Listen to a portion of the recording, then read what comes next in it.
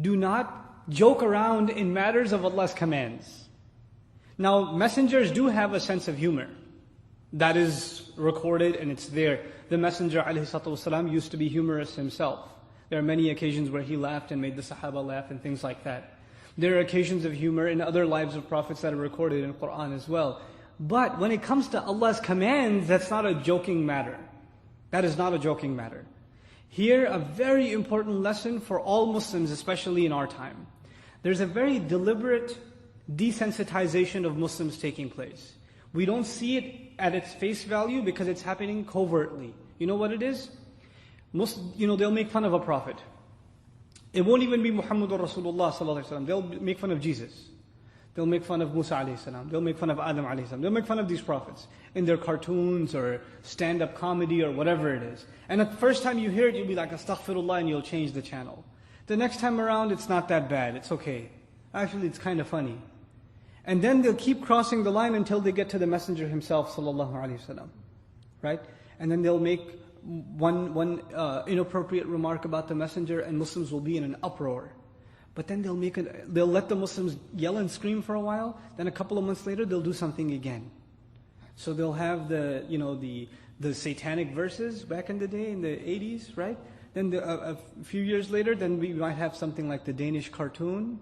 Then a few years later, there's the South Park Bear is going to be there. And there's going to be like every few months, there's going to be something. And then what happens is, the first time you yell and scream, the second time you yell and scream, the third time you get a little tired. And what's being done is you're slowly being dulled. You're being dulled. Your reactions are being dulled out, right? And it's a very measured mechanism by which you can desensitize a nation to the point where they're like, what's the point? And you just become completely desensitized. If you understand that this is the game, then you don't fall into the game. But you first have to understand the game is being played with us. A lot of Muslims we don't think of street smarts, we don't think of how these games are being played with the ummah and its sentiments at large. First of all, our reaction is not supposed to be emotional. Our reaction is supposed to be intellectual. And it's supposed to be in language. If somebody uses language that hurts you, you have to use language back, civilized language back, but you have to hit them where it hurts.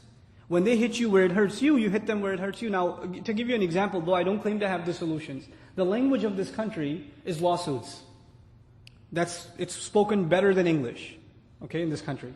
So when people say something about Allah's Messenger, sallallahu alaihi wasallam, or somebody even messes with you a little bit at your job, you're going for vacation and some coworker says to you, you're going for terror training? Haha, just kidding. Immediately lawsuit, defamation. Immediately. So they know not to mess with us. They know, because this is the only language they understand. The language that costs dollars, US dollars, that's the only ideology among the people who do this. And by the way, even if you study the strategy of those who did the South Park cartoon and whatnot, you know what their strategy was? Their cartoon ratings were going down. You do this, what's going to happen?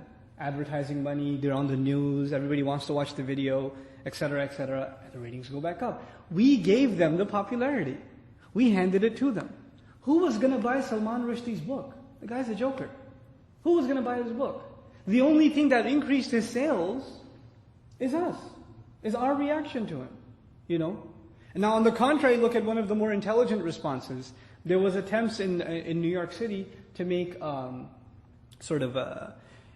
progressive or enlightened, reformed version of Islam where women lead prayer and things like that. You must have heard about that. Though the sister, from what I've heard, has made istighfar since and has retracted her position on the issue, the one who led the Jumu'ah prayer and whatnot. Initially, Muslims were going crazy and this and that and the other. But the Muslims in New York, guess what?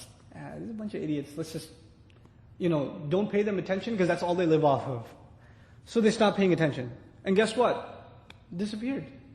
Now, that group even had a falling out within. The only thing unifying them was they made themselves appear like victims of this mass, effort of the orthodox Muslims that are trying to undermine their heroic efforts of reforming Islam.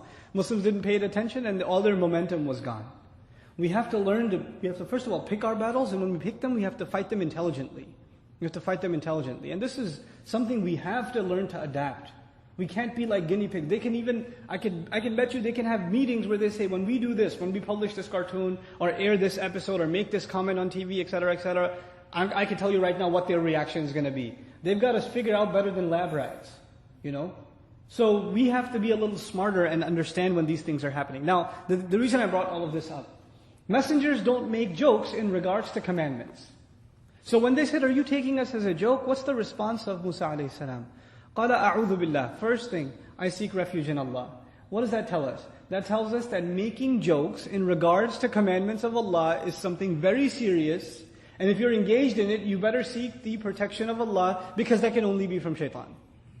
And then he says, أَنْ أَكُونَ مِنَ الْجَاهِلِينَ. I seek Allah's protection, His refuge, that I might become from those. Now the translation says ignorant. But jahil, part of the meaning of jahil is ignorant. But that's also ghafil, heedless, ignorant. Jahil actually is the opposite in Arabic of aqil. It's the ضد of aqil. Aqil in Arabic means someone who has control over their emotions. Jahil means someone who has no control over what they say and what they do. They have no restraints on them. So Musa alayhi salam says, if you think I am joking with you about what Allah commanded, then that would be an act of jahal. That would be an act of lack of restraint. I seek Allah's protection from ever being that way. قَالَ أَعُوذُ بِاللَّهِ أَنْ أَكُونَ مِنَ الْجَاهِلِينَ. Once again, in my final point about this, just to relate something as a lesson to what we're facing right now. Among Muslims, especially among youth, certain things have become a joke. And they've become a joke with us, with American Muslim youth, because we see them as a joke in the larger society. For example, even in elementary school, and I'll just come out and say it because you guys have to know this stuff, jokes about homosexuality are common. It's a joke. You're acting gay, don't be gay, this and that, you're such a homo, etc., etc. That's what she said. These kinds of jokes that have to do with fornication, adultery, homosexuality. These are common jokes. It's considered small talk. It's not a big deal. Are these serious matters of crimes as far as our deen is concerned? They're very serious. The first line of defense, the first crack, when you stop taking something seriously is when you can joke about it. If you can joke about it, it's an indication you no longer take it that seriously. So when the society jokes about it, homosexuality was actually entered into mainstream culture in America. If you study history, it was entered by means of comedy. It was entered by that means.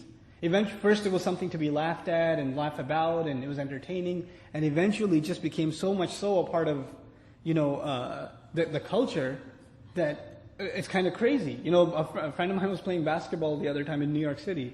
In Queens, he's playing ball, and somebody called a foul, and the other guy says, "Man, you're being gay." And the guy goes, "What's wrong with that?"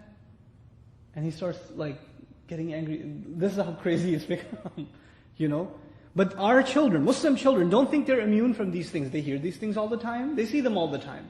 So when this happens to them, they make jokes about these things that in and of themselves are completely and utterly unacceptable in Islam. And this would be an act of jahl. Because the first thing is to be able to joke about it, and once that line has been crossed, you don't know where it goes eventually. Because now that thought has become common. And these utterances have become common. The things you say a lot are the things you think about a lot. And when you think about something a lot, it influences you. It influences. This is why we have to have very strict sensitivity in regards to what we allow ourselves and our children to say. And especially youth, sometimes even religious youth make these kinds of jokes, not realizing the potential harm they're doing to themselves and the environment around them. Because they say it's harmless, everybody's doing it, everybody has these kinds of jokes, it's not a big deal. Well, it is. So, أَنْ أَكُونَ مِنَ الْجَاهِلِينَ.